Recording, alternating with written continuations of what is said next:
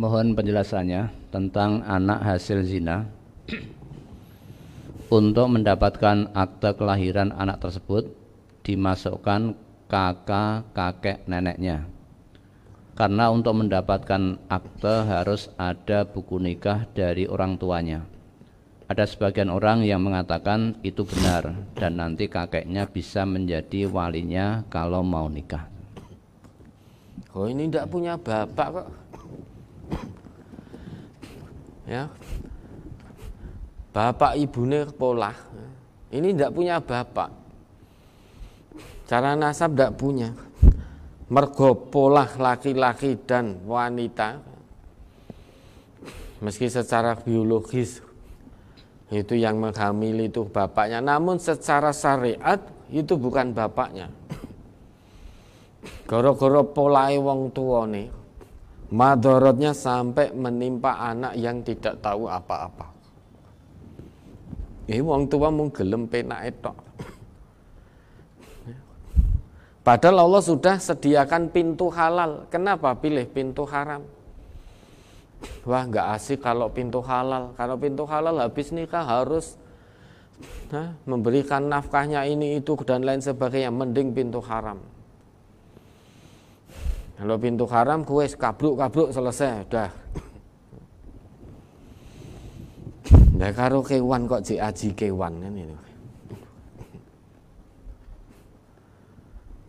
Sama binatang kok masih berharga, ada harganya binatang.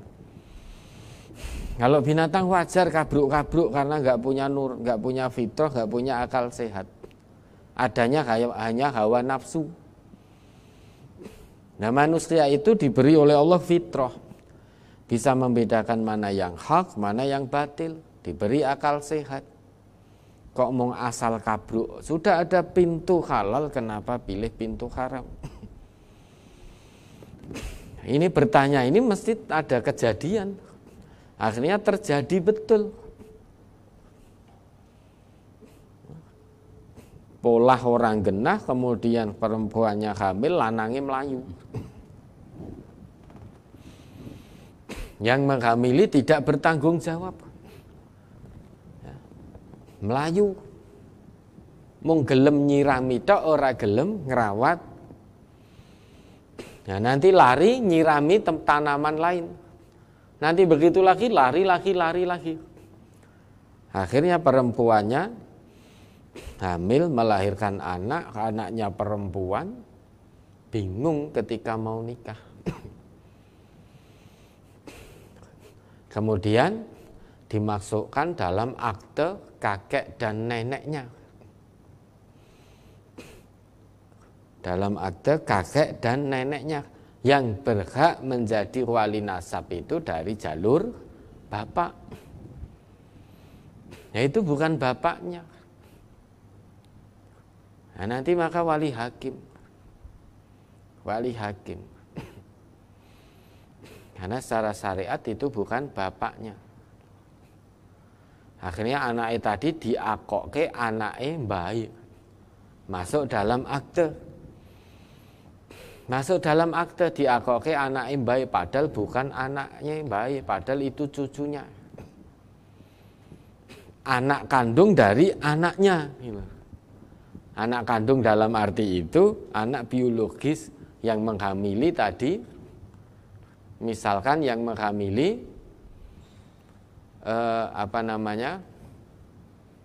ini dimasukkan ke akte mbahe itu mbahe sing wedok, bapak ibunya yang wedok, bukan bapak ibune sing lanang. Nek dimasukkan akte bapak ibune sing lanang lari ning bapak ibunya mau tanggung jawab dimasukkan dalam akte. Ya tetap bukan bapaknya.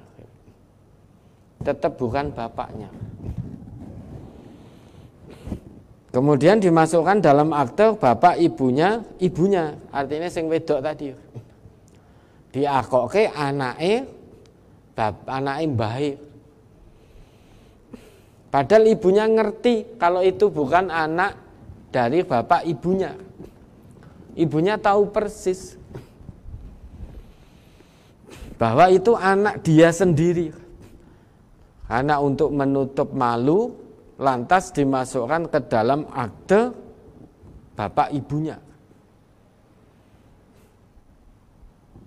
Dan memanggil ibunya mungkin dengan mbak atau apa.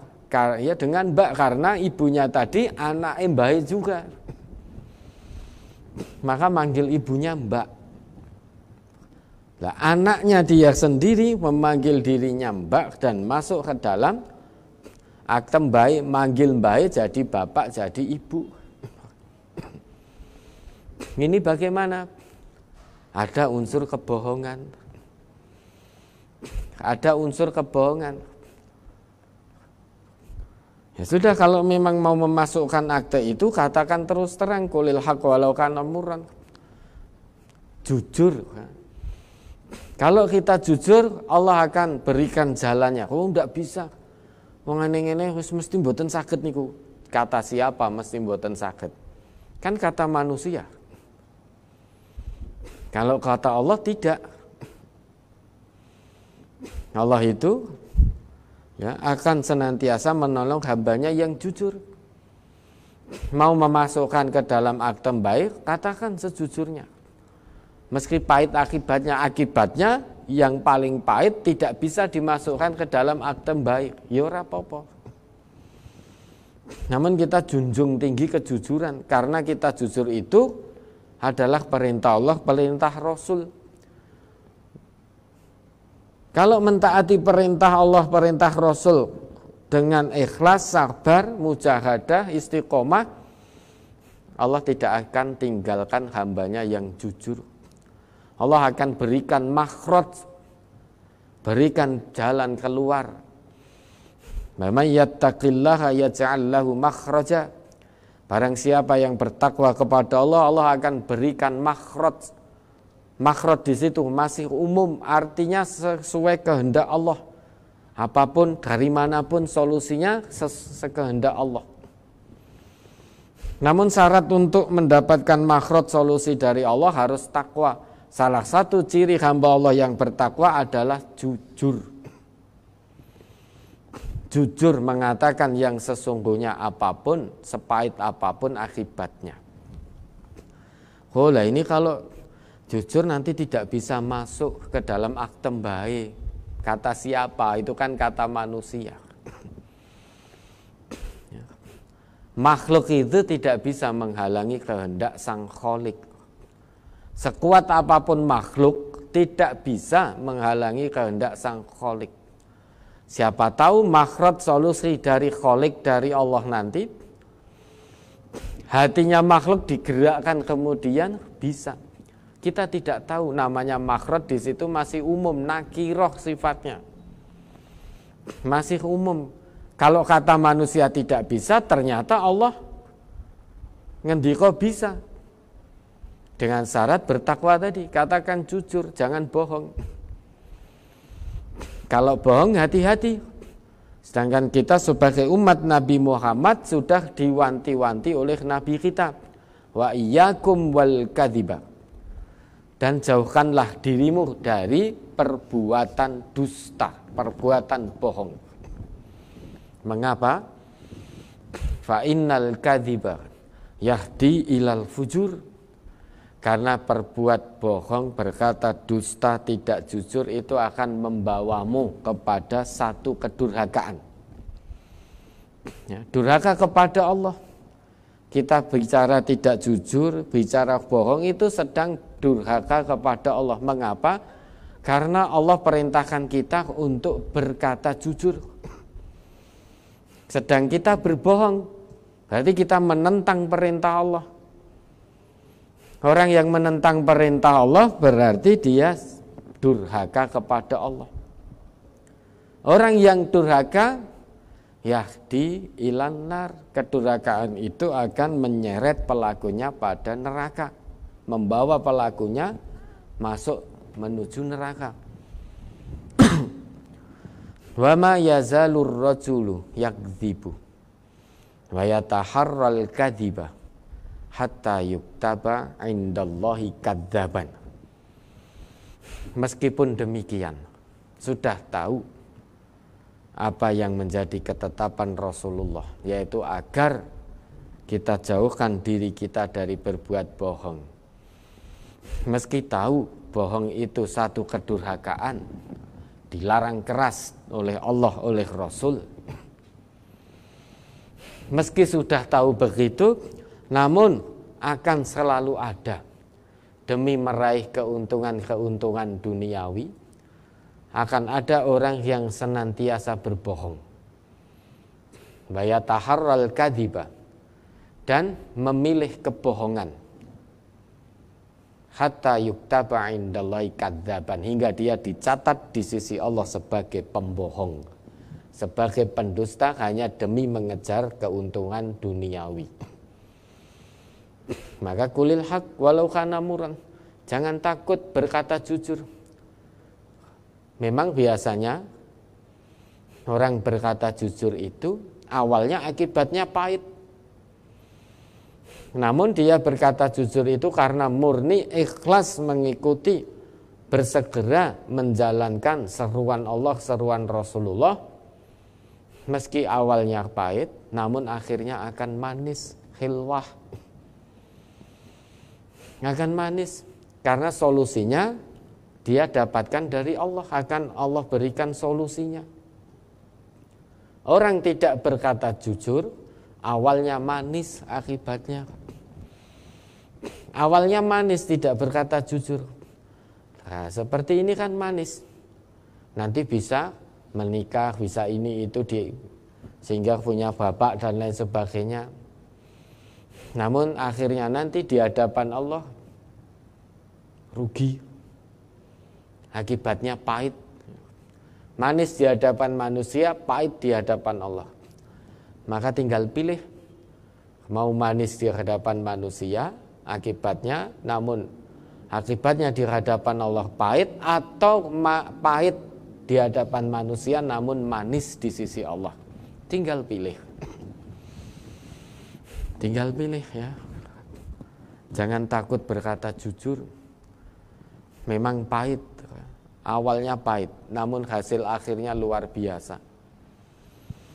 Dicatat di sisi Allah sebagai hamba Allah yang jujur. Alaikum bisidqi. Ini wajib ini. Wajib atasmu untuk berbuat, untuk berkata jujur. Fa inna sidqa yahdi ilal birri. Karena kejujuran itu akan membawa seseorang kepada kebaikan. Wa innal birra yahdi ilal jannah. Kebaikan akan membawa seseorang menuju surganya Allah. Loh, jujur itu awalnya pahit di hadapan manusia, namun hasil akhirnya manis luar biasa, surganya Allah. Ma la ainun ra'at wala udhunun sami'at wala khatara ala qalbi bashar. Kenikmatan surgawi yang tidak pernah bisa dilihat oleh kasat mata manusia ketika di dunia. Kenikmatan yang tidak pernah terdengar oleh telinga manusia ketika di dunia. Kenikmatan yang tidak pernah bisa dibayangkan oleh benak manusia. Hasil akhirnya manis luar biasa. Tidak semua orang mendapatkannya. Wa ma yazalur rajulu yasduku wa yataharras sidqa hatta yuktaba indallahi siddiqan. Dan meski jujur itu pahit, akibatnya pahit di hadapan manusia, mungkin tidak mendapatkan keuntungan duniawi, meski sudah tahu itu, akibat yang pahit itu, namun akan tetap ada manusia-manusia yang selalu berbuat jujur dan memilih kejujuran, meskipun pahit dunianya. Namun dia tetap memilih kejujuran, tidak mau berbohong, meski tidak mendapatkan keuntungan dunia. Akan selalu ada manusia-manusia, hamba-hamba Allah dengan segala resiko dan konsekuensinya, dia memilih kejujuran. Karena kejujuran itulah kehidupan akhirat. Hatta yuktaba indallahi siddiqan. Hingga akhirnya apapun yang terjadi, orang itu tetap memilih kejujuran sampai dia ditetapkan oleh Allah di sisinya sebagai seorang hamba yang jujur, sehingga diizinkan oleh Allah untuk kelak menghuni surga-surganya Allah. Bohong akibatnya awalnya manis di hadapan manusia, hasil akhirnya neraka kalau tidak bertaubat. Nah, ini anak bukan hasil dari pernikahan yang halal secara syariat, secara agama,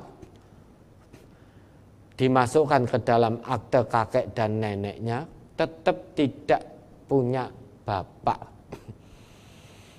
Kakeknya tetap tidak bisa jadi wali hakimnya, tidak bisa jadi wali nikahnya saat nanti anak ini menikah. Maka dia pakai wali hakim. Ya, ada lagi.